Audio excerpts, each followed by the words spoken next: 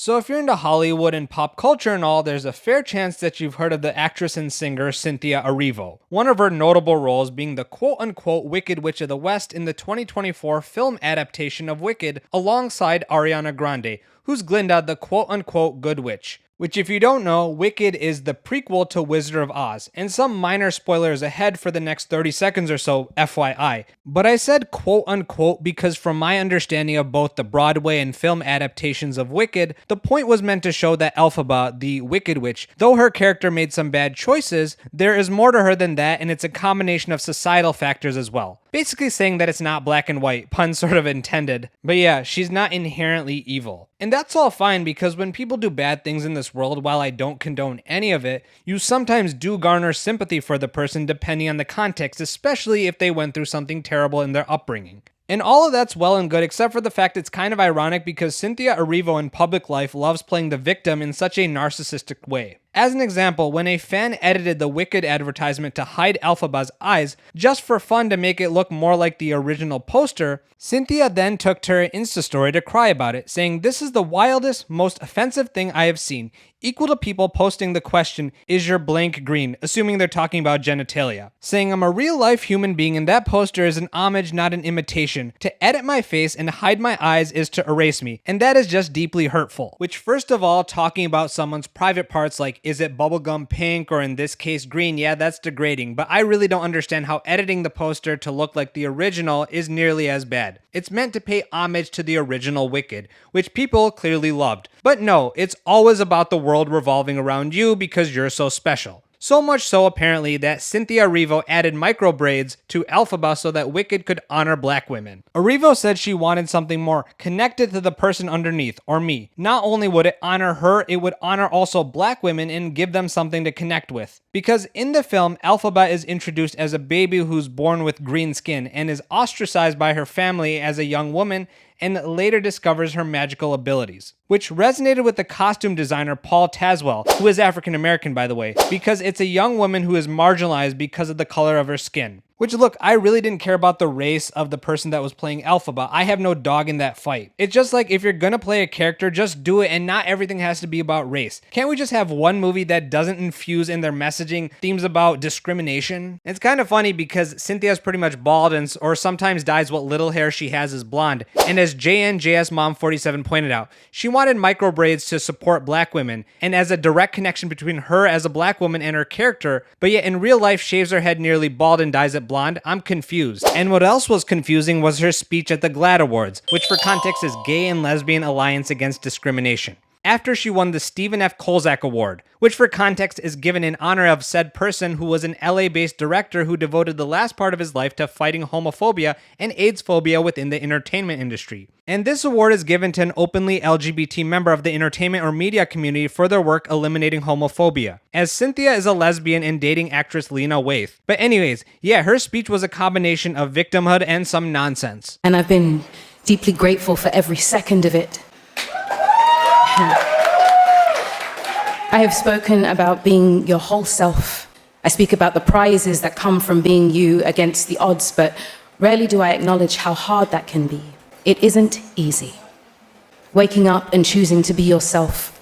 Proclaiming a space belongs to you when you don't feel welcomed. Okay, I just gotta say, it's kind of rich that she's talking about taking up spaces belonging to you, considering one of her upcoming roles, which is the role of Jesus Christ in the musical called Jesus Christ Superstar. Yep, women in male-dominated fields, I guess. Specifically, black lesbian women. I mean, she's talking about having to fight her way into spaces when she's been welcomed with open arms in Hollywood to push whatever woke agenda she wants, even going as far as religious roles. I mean, I'm not Christian, so I'm not going to speak on their behalf, but it goes back to the fact that Hollywood seems to be okay poking fun at Christians, but I've said before that any other religion, they wouldn't have any of it. As Patricia here said, let's see them portray Muhammad as a Christian. Or Jimny, who, if she sees this, I'm sorry for mispronouncing. It's not even the color of her skin, because Jesus was arguably darker skinned. It's the woman thing. I'm not even Christian and I'm offended, and I absolutely loved her in Wicked. This is all about Hollywood sticking their thumb in the eyes of Christianity. But yeah, Cynthia, go on about how these spaces belong to you and you don't feel welcome.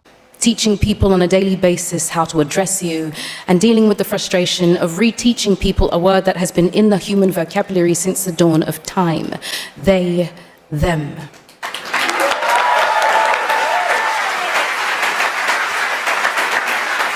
Words used to describe pedantically two or more people, poetically, a person who is simply more. It isn't easy to ask people to treat you with dignity since you should just have it because it's a given. Okay, so first off, I just have to point out it's funny that she talks about the they, them, non-binary stuff when we all know that she's a woman, and I think she does too, because her Instagram bio literally has she, her. So it's like you're contradicting yourself. But okay, either way, she perpetuates the idea that people with they, them pronouns are not equal, but more.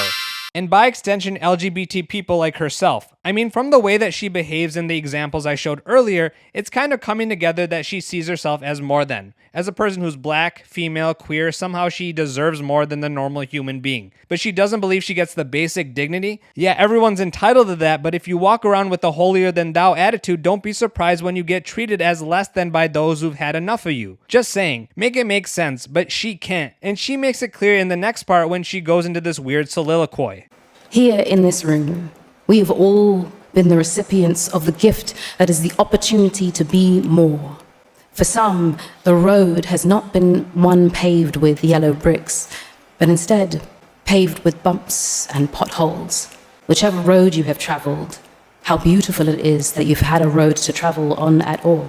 There are the invisible ones who have had no road at all. For those who have not even yet to begin to find the road, be encouraged and be patient with yourself. It will show itself. For the person who is searching and has not found it yet. This room is full of people who can and will, if they choose, to be lanterns, to light up your journey and your path on the way to showing the world who you are. Yeah, so let's break this down. There's invisible people and there's roads that are not smooth. But for some, there's no road for them to see at all. It's like they're ghosts or something and in purgatory trying to find out the road to heaven, but they can't see the path and they're in the dark and you can't see them. It's a sad situation, really. You know, it's kind of like that episode of South Park where Cartman thinks he's dead and is trying to figure out what he needs to do to get to heaven. But yeah, back to the harrowing tale of these invisible people who can't see the road. They should just be patient because if they are, then the road will show itself. But then she's talking about the people in the room who can use their lantern to light up the pathway for these invisible ghost people who can't see the road, which directly contradicts the idea that the road will eventually show itself with patience. Instead, it does require these LGBTQ people to be the guiding force. But wait, you've taken care of the invisible ghosts who can't see the road, but what about the people who can see the road and are already traveling it, but it's bumpy for them? What are you going to do for those people, Cynthia, and why are they not worth helping, There's so many moving parts, guys, my brain just can't handle all this intellect. I mean, it could have been a powerful message if she just kept it simple and succinct. Sometimes less is more. Just say many of us in this room have the power to be a light and guiding force in darkness if we choose to do so. That's what makes a difference in this world.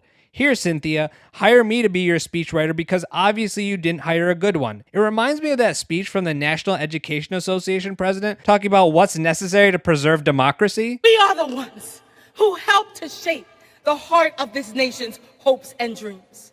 We are the ones who hold steadfast to the belief of the plausibility of the possible. Yeah, we can start here. We hold steadfast to the belief in the plausibility of the possible. So in other words, what's reasonable or probable to happen is possible. Technically that's correct, but it means absolutely nothing. But okay, what are these plausible things that are possible? We are the heirs of all who did this work before us. We must keep going. NEA delegates, we can do this work. We must do this work. We get to do this work. We will do this work because our students are depending on us to win all the things. NEA, we have to win all the things. All the things. All the things. Our colleagues are depending on us to win all the things. To preserve our democracy, we must win all the things. Delegates, we won't go back. We will keep going forward because we are the NEA. We are the NEA. And that's what we do.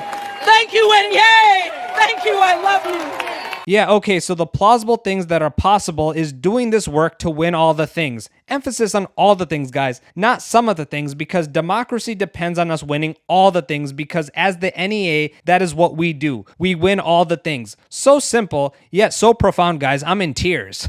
It's just crazy to me that these people will spill this type of word vomit and think this is such an elegant speech, and anybody who tells me otherwise doesn't know what they're doing, or they're being racist or whatever. But it's not surprising, because you know who behaves like that? A narcissist. Someone who lives in their own echo chamber. People who think they're more than and better than you. A prime example of that being Cynthia Erivo. And guys, I want to thank you all for watching this video as always, and if you appreciated my commentary, please give it a thumbs up, and if you're new to this channel, hopefully I've earned a subscription.